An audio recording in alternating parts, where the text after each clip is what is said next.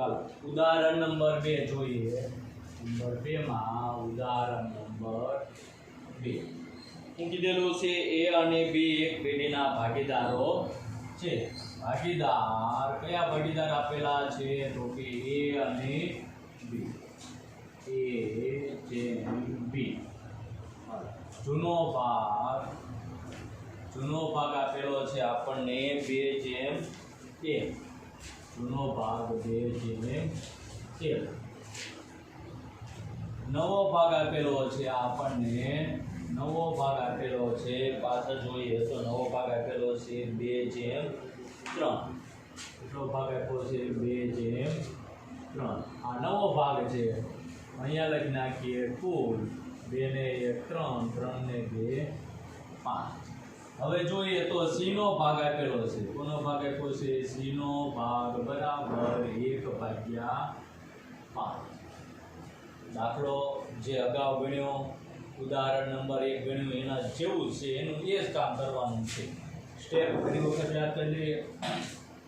પહેલું કામ કરવાનું, ધારો કે કુલ નફો 1। બીજું કામ કરવાનું કે બાકીનો નફા ભાગ। ત્યારબાદ જોઈએ તો એનો નવો ભાગ બરાબર, ત્યાં આપણે કયું પ્રમાણ ધ્યાનમાં લીધું હતું? જૂનું પ્રમાણ, કારણ કે નવું પ્રમાણ આપણને આપેલું હતું નહીં। અહીંયા પણ નવો ભાગ આપેલો છે ને આપણને, અથવા નવું પ્રમાણ આપણને આપી દીધું છે કે ભાઈ નવું પ્રમાણ કેટલું છે? તો કે 2 જેમ 3 ના પ્રમાણમાં છે। કયા પ્રમાણમાં છે? 2 જેમ 3 માં। એટલે નવું પ્રમાણ આપેલું છે। અહીંયા જૂનું પ્રમાણ લખીએ, જૂનું પ્રમાણ લખીએ કે ભાગ લખીએ, બંને એક જ વસ્તુ છે। અહીંયા નવું પ્રમાણ લખીએ કે નવું પ્રમાણ આપેલું છે 2 જેમ 3। તો હતા એના સ્ટેપ યાદ કરી લઈએ। પહેલા ઉદાહરણ નંબર 1 માં હતા કે પહેલું સ્ટેપ હતું એટલે સ્ટેપ બાય સ્ટેપ દાખલો ગણીએ। સ્ટેપ નંબર 1 આ તો સમજતા લખું છું કે સ્ટેપ નંબર 1 શું? તો કે ધારો કે કુલ નફો 1, ધારો કે કુલ નફો બરાબર કેટલો ધાર લેવાનો? હંમેશા 1। સ્ટેપ નંબર 2 બીજું કામ કરવાનું કે બાકીનો નફા ભાગ, બાકીનો નફા ભાગ બરાબર કુલ નફો માઈનસ નવા ભાગીદારનો ભાગ। કુલ નફો કેટલો છે? 1। નવા ભાગીદારનો ભાગ કેટલો છે? 1/5। અગાઉના દાખલામાં કેટલો હતો? 1/4 હતો, એટલે 1/4 બાદ કર્યા હતા। અહીંયા કેટલો છે? 1/5 છે, એટલે 1/5 બાદ કરશું। 5 એકા 5 માઈનસ 1/5। 5 માંથી 1 જાય તો 4/5। આ શું મળ્યું આપણને? બાકીનો નફા ભાગ મળ્યો। શું મળ્યું? બાકીનો નફા ભાગ। અગાઉનો દાખલો ગણ્યો છે એના એ સ્ટેપ છે, ધારો કે કુલ નફો 1। ત્યારબાદ બીજું સ્ટેપ બાકીનો નફા ભાગ બરાબર કુલ નફો માઈનસ નવા ભાગીદારનો ભાગ બરાબર 1 માઈનસ 1/5 બરાબર 4/5 જવાબ આવશે। ત્યારબાદ લખ્યું તો આપણે એનો નવો ભાગ બરાબર, એનો નવો ભાગ બરાબર બાકીનો ભાગ ગુણ્યા નફા નુકસાનનું નવું પ્રમાણ। અગાઉના દાખલામાં કયું પ્રમાણ આપ્યું હતું? જૂનું એક જ પ્રમાણ આપ્યું હતું, નવું પ્રમાણ આપેલું હતું નહીં। એટલે બાકીનો નફા ભાગ હતો એને આપણે જૂના પ્રમાણ સાથે ગણ્યું હતું, ગુણાકાર કર્યો હતો। જ્યારે અહીંયા શું આપેલું છે?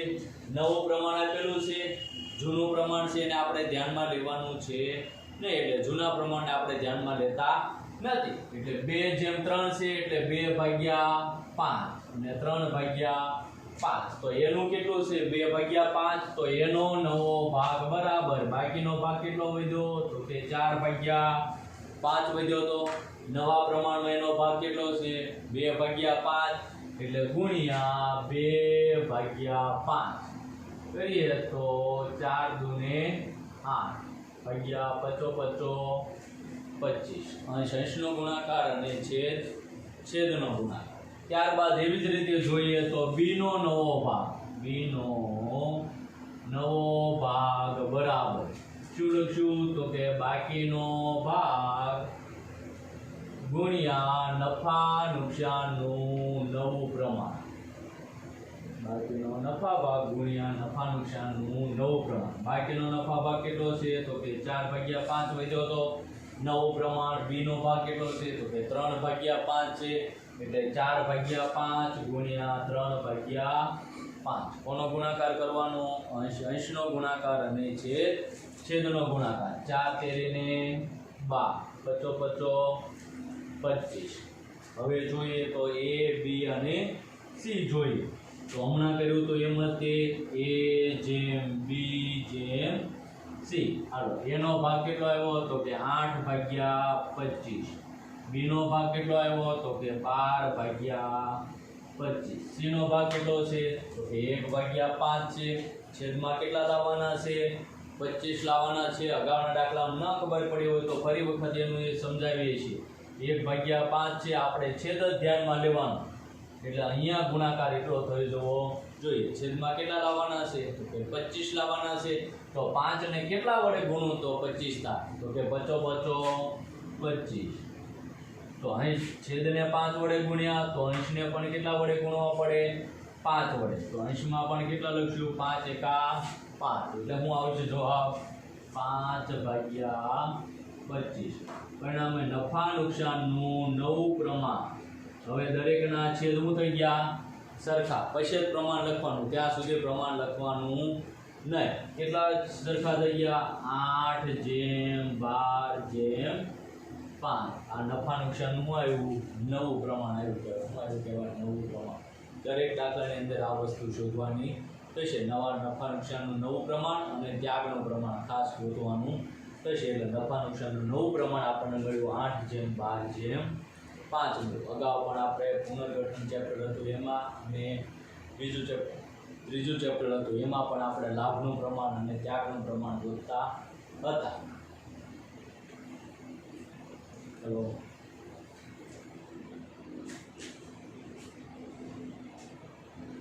ભાગીદારો પાસેથી અમુક ભાગમાં મેળવે ત્યારે નવો ભાગીદાર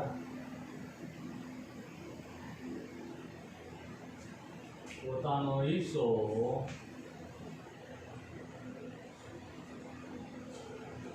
જૂના ભાગીદારો પાસેથી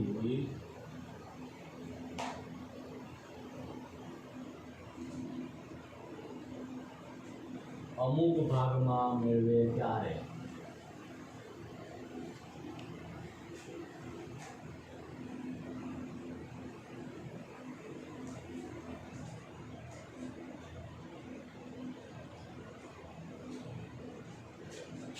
ઉદાહરણ નંબર 3 આપેલું છે આપણને a અને b 4/3 ના પ્રમાણમાં નફો નુકસાન વહેંચી લેતા ભાગીદારો છે ભાગીદારો a જેમ b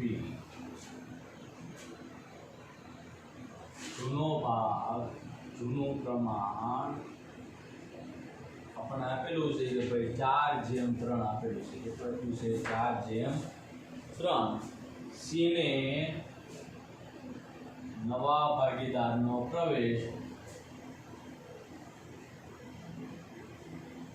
c નો ભાગ બરાબર 1/7 દાખલ કરવામાં આવે છે c 2/21 ભાગ a પાસેથી અને 1/21 ભાગ b પાસેથી મેળવશે નફા નુકસાનના નવા પ્રમાણની ગણતરી કરો હવે જોઈએ તો અગાઉના દાખલામાં શું હતું તો કે કોની પાસેથી કેટલો ભાગ મેળવશે એ આપણને આપેલું હતું નહીં એટલે બાકીનો ભાગ શોધતા હતા અને બાકીનો ભાગ વધે એને આપણે કોની વચ્ચે વહેંચતા હતા a અને b વચ્ચે પણ અહીંયા આપણને શું આપી દીધું છે તો કે ત્યાગ આપી દીધો શું આપી દીધો છે ત્યાગ શું કામ તો કે c નો ભાગ કેટલો છે 1/7 આ 1/7 ભાગ છે કોની પાસેથી મેળવશે તો કે a પાસેથી મેળવશે કેટલો ભાગ 2/21 a પાસેથી મેળવશે એનો મતલબ શું થાય એનો ત્યાગ થાય b પાસેથી મેળવશે એનો મતલબ પણ શું થાય b નો ત્યાગ થશે શું થશે b નો ત્યાગ એટલે લખીએ તો a નો ત્યાગ અહીંયા આપી દીધો છે એનો ત્યાગ સીધે સીધો અગાઉના દાખલામાં આવું આપેલું હતું નહીં. એનો ત્યાગ આપ્યો છે કેટલો હતો કે 2/21. તેવી જ રીતે b નો ત્યાગ આપ્યો છે આપણને. b નો ત્યાગ કેટલો આપ્યો છે 1/21 આપેલો છે. હવે જોઈએ તો નવો ભાગ બરાબર જૂનો ભાગ માઈનસ ત્યાગ. જૂનો ભાગ માઈનસ ત્યાગ. કોનો નવો ભાગ શોધશું તો કે એનો નવો ભાગ બરાબર એનો જૂનો ભાગ કેટલો હતો 4/3. અહીંયા હંમેશા હું લખી નાખવાનું કુલ 4 ને 3 7 4/7 અને 3/7. એનો નવો ભાગ બરાબર જૂનો ભાગ 4/7 માઈનસ ત્યાગ કેટલો કરે છે તો કે એનો ત્યાગ આપણને આપેલો છે 2/21. કેટલો આપેલો છે 2/21. જોઈએ તો ક્રોસ ગુણાકાર કરીએ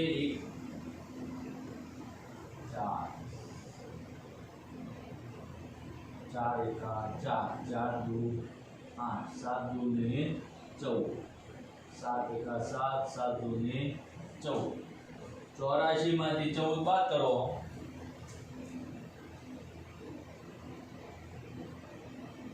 70/147. આ કોનો નવો ભાગ આવ્યો એનો નવો ભાગ મળ્યો. એવી રીતે કોનો નવો ભાગ શોધશું b નો નવો ભાગ બરાબર સૂત્ર હું લખ્યું હતું તો કે જૂનો ભાગ માઈનસ ત્યાગ. જૂનો ભાગ b નો કેટલો હતો 3/7 માઈનસ ત્યાગ કેટલો છે b નો 1/21. શું કરશું ક્રોસ ગુણાકાર 3 નો 21 સાથે ગુણાકાર એટલે 3 એકા 3 3 દુ 6 7 એકા 7 7 એકા 7 7 દુ ને 14. હાલો 63 માંથી 7 બાદ કરો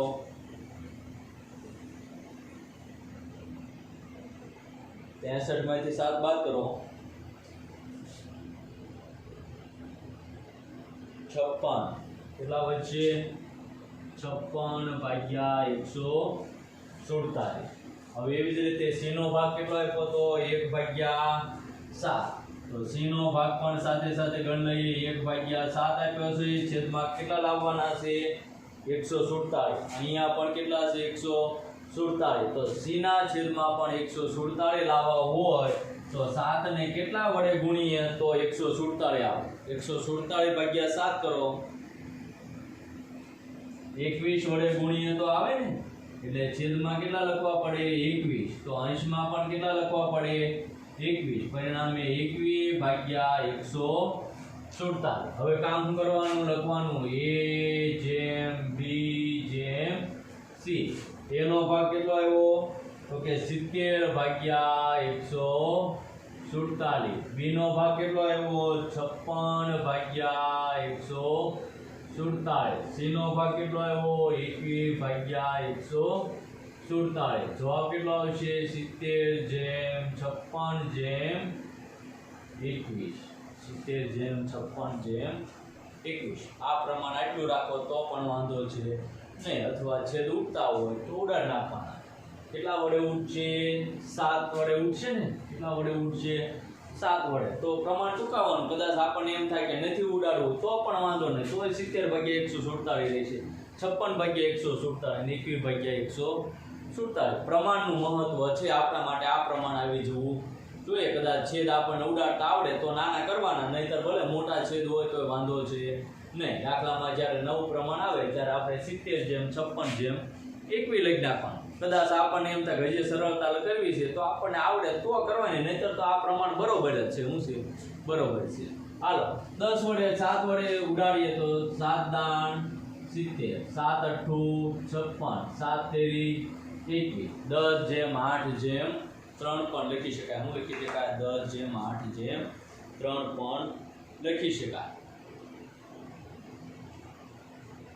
હાલો ઉદાહરણ નંબર 3 અને 3 રીતો. નવો ભાગીદાર પોતાનો હિસ્સો જૂના ભાગીદારો પાસેથી મેળવતો હોય ત્યારે, એટલે કે સીધો આપણને શું આપી દીધો હોય તો કે ત્યાગ આપ્યો હોય. શું આપ્યો હોય ત્યાગ. અહીંયા આપણને કહી દીધું હતું કે ભાઈ એ ભાગીદાર છે કેટલો ત્યાગ કરે છે અને બી ભાગીદાર કેટલો ત્યાગ કરે છે. તો કે અહીંયા આપણે કહી દીધું હતું કે સી 1/7 ભાગ છે એ પાસેથી 2/21 ભાગ મેળવે છે, એટલે 2/21 ભાગ પાસેથી શબ્દ આપ્યો હોય તો સીધે સીધો ત્યાગ હોય. શું હોય? સીધે સીધો ત્યાગ. ભાગનો શબ્દ હોય, શું હોય? ભાગનો શબ્દ હોય તો જૂના પ્રમાણ સાથે ગુણાકાર કરવો પડે. અહીંયા શું આપ્યું છે? પાસેથી, એટલે પાસેથી હોય તો સીધે સીધો ત્યાગ આપેલો હોય. શું આપ્યો હોય?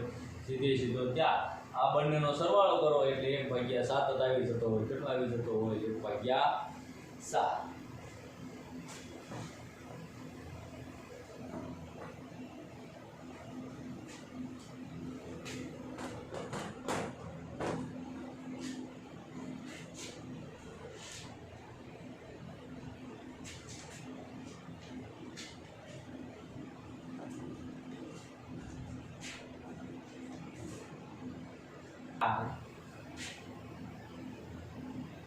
જ્યારે જૂના ભાગીદારોનું ત્યાગનું પ્રમાણ આપેલ હોય ત્યારે જૂના ભાગીદારોનું ત્યાગનું પ્રમાણ આપેલ હોય ત્યારે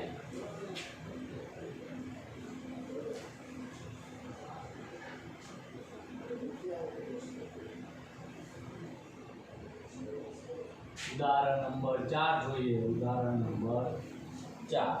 ભાગીદાર A અને B, ભાગીદાર A/B 5:3 ના પ્રમાણમાં નફા નુકસાન વહેંચે છે. નફા નુકસાનનું પ્રમાણ એટલું છે 5:3.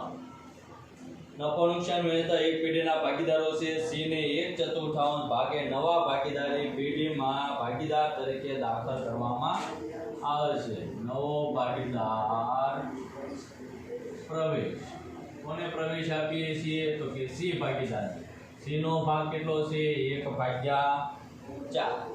સી તેનો ભાગ એ અને બી પાસેથી.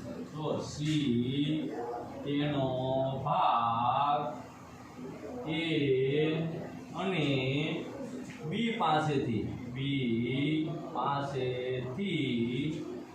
3:1 ના પ્રમાણમાં મેળવશે.